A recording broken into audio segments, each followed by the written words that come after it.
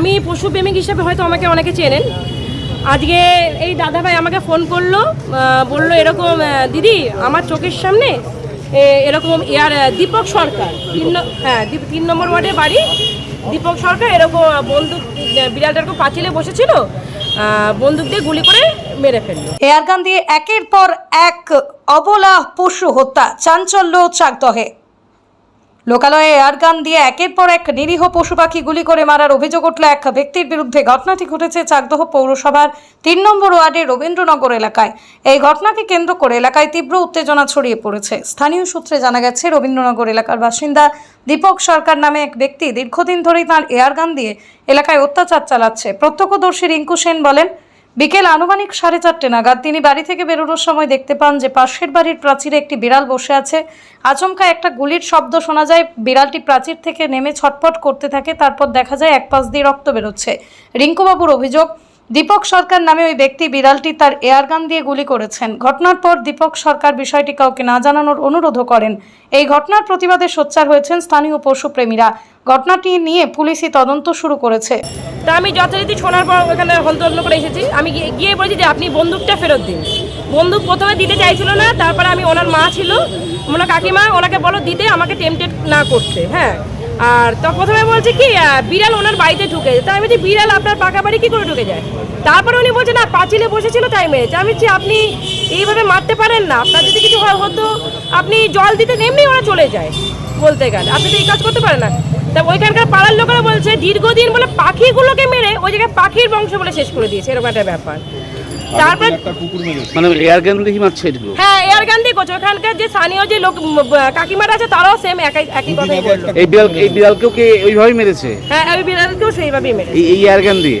Airgun দিয়ে।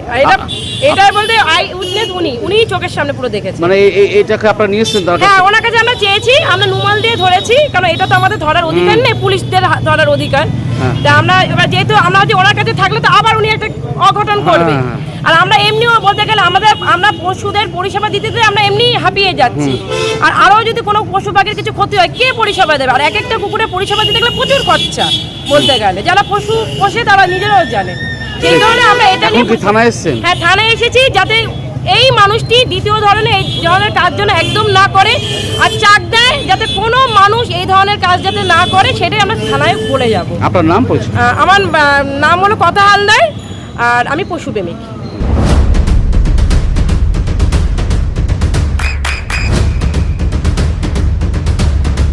বৃষ্টিতে স্বস্তি।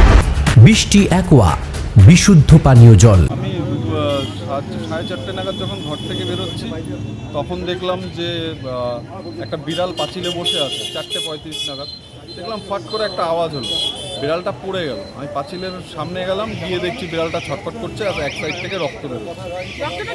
তখন আমাকে ঘুরে এসে ঘর থেকে বলছে যে ভাই এটা হয়ে গেছে, ঠিক আছে, তুই কাউকে বলিস না। বললাম এটা আবার কী ধরনের কথা? এটা কোনো কথা? যদি একটা একটা বিড়ালকে এইভাবে গুলি করে দিলি, আবার বলছিস কাউকে বলিস না। তারপর আমি বাইরে বেরিয়ে দিদির সাথে যোগাযোগ করলাম যে দিদি এরকম পাশের বাড়ির লোক এরকম প্রত্যেক দিন গুলি করে পাখি মারছে, 2 দিন আগে একটা কুকুর মেরে দিয়েছে, আজকে আবার একটা বিড়ালকে মেরে দিয়েছে। ও প্রত্যেক দিন এইভাবে গুলি করে মারছে। তারপরে আমি দিদির সাথে যোগাযোগ করলাম। এখন থানায় এসেছেন? হ্যাঁ, এখন থানায়। কোথায় বাড়ি? এই ঘটনা কোথায় হয়েছে? রবীন্দ্রনগরে বাড়ি, আমাদের 3 নম্বর ওয়ার্ডে। দীপক সরকার নাম, যেই কাজগুলো করছে। আচ্ছা, আপনার নাম কি? আমার নাম রিঙ্কু সেন। আপনার রবীন্দ্রনগর বাড়ি? আমার পাশের বাড়ি। আমি তো বিকেলবেলা 4:30টার সময় দেখেছি, দেখে আমি দিদির সাথে যোগাযোগ করি। আপনার সন্তানের উজ্জ্বল ভবিষ্যতের সঠিক দিশা JRS public school. JRS public school, যেখানে শিক্ষা এবং আনন্দ একসাথে। JRS public school has an excellent team of teachers for the holistic development of your child. আপনার সন্তানের উজ্জ্বল ভবিষ্যতের একমাত্র ঠিকানা জেআরএস পাবলিক স্কুল। আপনি কোথায় ইনভেস্ট করবেন, কেন করবেন বুঝতে পারছেন না তো? সঠিক গাইডলাইন পেতে আজই আসুন নদিয়ার চাকদাতে নিবেদিতা প্রাইভেট লিমিটেডে। Nivedita private limited, marketing and distribution service. Balcony বা সিঁড়ির রেলিং, মডিউলার কিচেন বা ড্রয়িং রুম, এক কথায় আপনার স্বপ্নের বাড়িকে করে তুলুন আরো সুন্দর। Chakda ply centre, gorgeous look বা কোয়ালিটি সবে 3 number 1 Chakda ply centre, Chakda ply centre, KBM Chakda Nadia. হোমওয়ার্কটা করেছো? হ্যাঁ স্যার। এ বাবা, ভুল করেছো কেন? চোখে কেমন ঝাপসা দেখছি, লিখতে আর পড়তে খুব সমস্যা হচ্ছে। চাকদার মডার্ন অপটিক্স থেকে ভালো চোখের ডাক্তার দেখিয়ে নাও। প্রতিদিন প্রকৃত চোখের ডাক্তার ও দৃষ্টি বিশেষজ্ঞ মডার্ন অপটিক্স চাকদহে।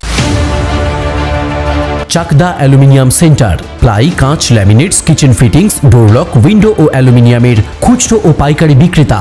চাকদা অ্যালুমিনিয়াম সেন্টার, পূর্ব লালপুর 50 নম্বর রেলগেটের পাশে, চাকদা, নদিয়া। নদিয়া জেলার সবথেকে বড় বিল্ডার্স চাকদার মা মনসা বিল্ডার্স, রড ও সিমেন্টের পাইকারি ও খুচরো বিক্রেতা।